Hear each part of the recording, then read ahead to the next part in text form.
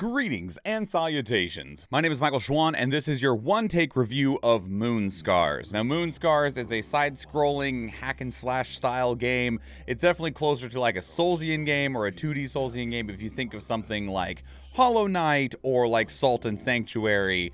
Not quite Castlevania, but you could also kind of put in that's kind of an awkward, like space to try and define what it is, because they're all very similar, but they definitely have a lot of differences in between them. But it fits into that same category, okay?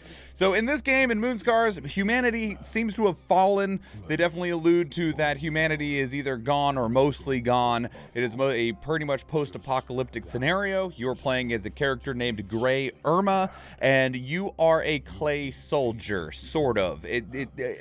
I don't want to get too spoilery, but there's a lot of nuances about what you are and what the clay soldiers are. And so you are trying to find your way back to the sculptor or your maker, the person that made you and gave you life, using a substance called ichor. It kind of just looks like oil, but ichor, gross, nasty stuff. All right, anyway.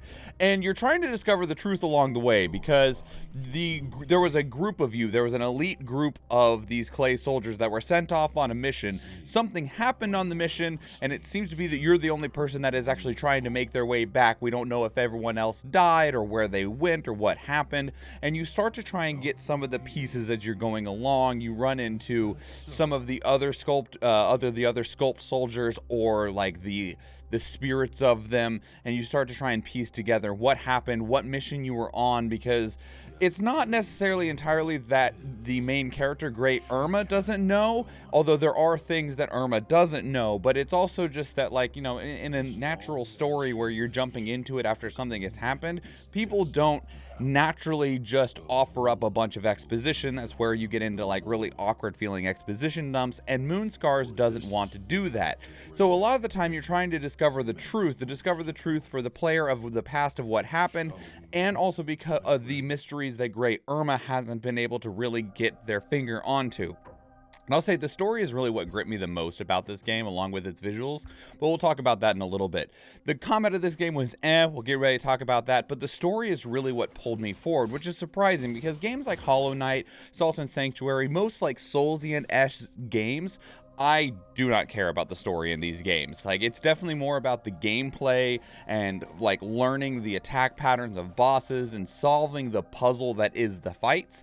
And this game had a little bit of that, but the world and the atmosphere and the tone of this game and the story that it's presenting was so intriguing to me that I just really wanted to see what was next and to keep pushing forward because of that. The characters had just enough depth. There's not a ton of depth within the story or the characters here. They don't have a whole lot of time to actually get to the point where they would be able to like really develop a lot of characters in that way, but there's a good handful of characters, and when I say a good handful, I mean like 5 or 6, and they each have just enough depth and just enough dialogue that you're like, I know who this character is, I know what they're like, and I want to see what either happened to them or what is going to happen to them.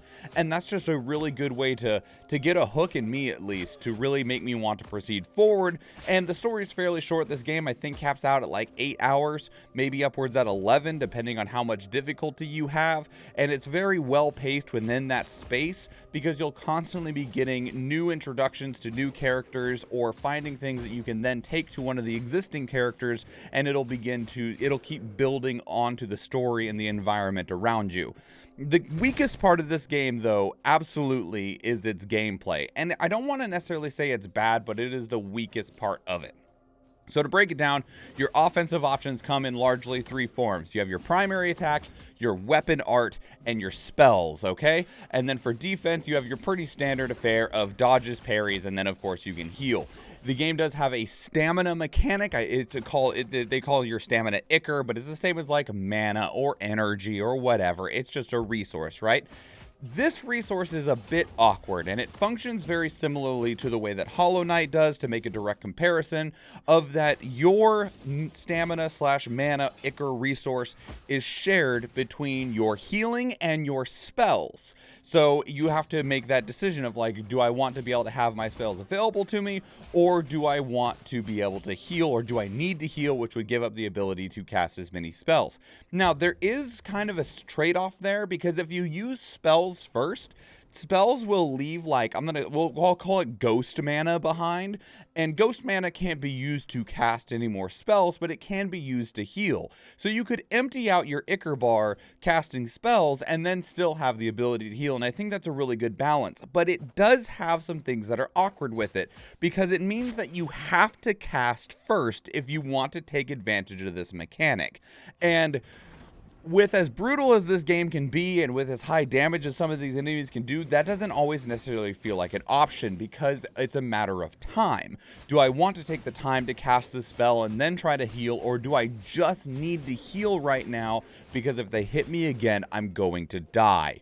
And that's where that decision really comes in, and I don't necessarily feel like it makes it more interesting. It's just there, especially because the spells have some issues in and of themselves. But the very first issue that I have with this combat is your primary attack. Your primary attack from the very beginning of the game is a 3-hit combo, just 1, 2, 3, slash, slash, slash, 1, 2, 3. And the problem is that this primary attack never changes. Never. You have the same primary attack at the beginning of the game that you do at the end of the game. Against the very first trash mob, against the final boss, it is exactly the same. Now, there are some spells that will like add poison damage to it, but it doesn't actually change the way your primary attack works. It is always just 1, 2, 3. Same animation too. 1, 2, 3, 1, 2, 3, 1, 2, 3. Now, there is depth in like the weapon arts or your secondary attack, which is you can find these like spears and hammers and axes and stuff, and they give you these really cool looking weapon arts. And they're really cool looking, but that's about where it stops. I was constantly finding these weapon arts to be very high risk, very low reward. They often have a pretty significant amount of wind-up time, and their damage is not comparable to the amount of time and the risk that you're placing yourself in to get them to go off. They just don't deal enough damage. It doesn't seem to matter which one you choose. There are better ones, like the one that does like a whirlwind attack is significantly better than like the hammer crush, because the hammer crush just takes an eternity. But most of them are just not worth it. They are overly committal and they don't do enough damage. So I just found myself not using these hardly at all. I think I used like the spear because it had a little bit of extra range, but it still felt extremely limited and just not worth it. And then with the spells cost an abhorrent amount of Ichor. Now, the spells are fairly strong, but they don't feel broken to the fact where you're like, I can only cast this once before I'm out of mana. Well, I'll make it count. It's like, no, some of the enemies are flying and it's really hard to get to them. So you're like, I want the spell that bounces around up in the air. Well, you can only cast that once until you find some of the mana upgrades, and then you might be able to cast it twice. And that just feels really painful, because it just restricts you to using your primary attack, especially because the only real quick and easy way to get Ichor back is to hit enemies with your primary attack. So you'd cast one spell and then run over there and go 1, 2, 3, 1, 2, 3, 1, 2, 3, 1, 2, 3 to get your Ichor back up, so that you can either heal or you can cast another spell. If you cast the spell first, then you can still heal, but if you have to emergency heal, then you're back to just doing 1, 2, 3, 1, 2, 3, 1, 2, 3. And it's not very fun, and it's even more frustrating because in the back half of the game you will encounter enemies that are immune to physical attacks, which means that your 1, 2, 3 doesn't work. It'll still generate Ichor, so you can build up that Ichor to be able to cast spells, and that's what you have to do. You cast spells on them, you dodge around, 1, 2, 3, that does 0 damage to build your Ichor back up so you can cast another spell. And that's the only way to defeat those enemies, outside of if you can get them in an environmental trap. And it just feels really bad. And the weapon arts, like I said, they're cool. And I really wish that's like, oh, I found a hammer. I really wish picking up the hammer weapon art would change your primary attack. Because if you picked up the hammer and now you had like a different 1, 2, 3 that was on the hammer, or then you picked up the blade whip or the spear or the long sword or whatever, but it does not matter what weapon you pick up. All that changes is your secondary attack, which is a long wind up weapon art, and otherwise everything else is just 1, 2, 3, 1, 2, 3, 1, 2, 3. And I understand that the reason that you probably don't get a new weapon for your primary attack when you pick up these weapon arts is likely due to developmental burdens, because that would require a significant amount of animation and balancing work to go in there. You'd have a lot of animation and visual work that has to go into it to create attack patterns for all of these individual weapons. So I know that this is a very small indie project. I think there's like 3 people that made this game, so I completely understand. But it does mean that you are just limited to 1, 2, 3, 1, 2, 3, 1, 2, 3. 95% of your attacks and damage are just going to come from the exact same 3-hit combo. Now, I realize that I'm really like weighing this down and bagging on it pretty hard. It isn't bad, okay? It's just not exciting, because this is still a Soulsian style game, so you are wanting to learn the attack mechanics, the attack patterns of your enemies. There are parryable attacks and non-parryable attacks, and being able to parry those feels really good, and it gives you like a bunch of ichor back and sometimes let you get a huge chunk of damage in. But it always just feels a little disappointing when you get that really good moment of you're like, yeah, perfect parry, bitch, I'm coming in to beat your ass. And you go to beat their ass and it's just 1, 2, 3, 1, 2, 3. There is no mixing it up at all. You can throw one spell out there and then you're just going to go back to that 1, 2, 3. And I can't say that I didn't enjoy it, but if it wasn't for the other aspects of this game, the visuals, the music, the tone, the atmosphere, the story, I probably would have stopped, because the combat alone was not engaging enough. Another quick note on the combat, though, is that this game is difficult, okay? And there are minimal options to get assistance with its difficulty. And save for the final couple of battles against the last couple of bosses, I did mostly all right. I definitely got my ass beat, both by just regular environmental enemies and the bosses. There was one boss that's probably about at the 65-70% mark that was just wrecking my face. But if you like this style of game, if you like the difficulty of Dark Souls style games, then you will feel pretty well right at home here of just being offered a proper challenge and being told, hey, you need to figure out how to approach this in a way that allows you to tackle the challenge. It won't be through changing your primary weapon, but there are options and methods of going about this and learning the bosses and enemies so that they don't pose as large of a challenge. That said, there is definitely a very severe difficulty barrier, which will be a barrier for a lot of people who might otherwise have interest or want to be able to, or even be able to have the ability to experience this game. Now, I mentioned how much the visuals captivated me, and that is absolutely true. This game is beautiful, okay? It uses this really, really well done, well designed pixel art direction, and it's just delivered stunningly. It has a lot of very beautiful, incredible animations, and the animations of Irma running through the environment and the way that everything is colored, because they used a really impressive use of color theory and color depth to really set the tone of the environments that you are in. And it is so powerful that it just lends a very powerful sense of immersion that I didn't think that I could necessarily get out of most pixel art games. The only one that I can immediately think of that is in the same realm is like Signalis, which also does an incredible job in these exact same ways. The enemy designs in Moonscars are captivating, and you can really sense just how dire the state of the world is. You can feel like things are falling apart or have already fallen, and I absolutely love this. And this, paired with the story, just really was what was continuously pushing me forward to want to see the ultimate culmination of this game.